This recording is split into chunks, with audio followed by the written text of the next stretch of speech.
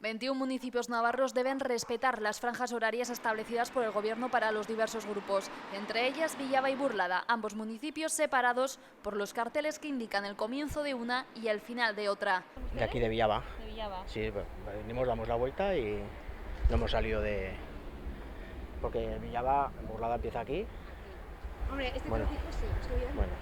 Con los términos sobre los pies y la lección aprendida, Sí, es un kilómetro de la vivienda. 1 kilómetro para caminar, por lo tanto, poniéndola a ella como ejemplo, supongamos que vive en Villava y que su domicilio está a menos de 1 kilómetro de Burlada. Ella sí podrá caminar por el municipio vecino, porque no se aleja más de 1 kilómetro de su casa. Eso sí, no podrá hacer deporte en un municipio que no sea el suyo. Es decir, el deporte del mismo municipio de residencia, los paseos, sin alejarse más de 1 kilómetro de distancia de su domicilio.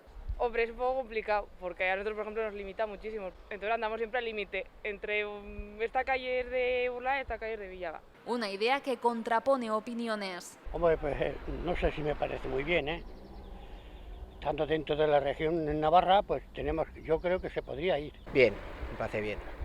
Sí, porque en este caso Burlada tiene bastantes más contagios que Villava y es una medida de seguridad. Me parece bien.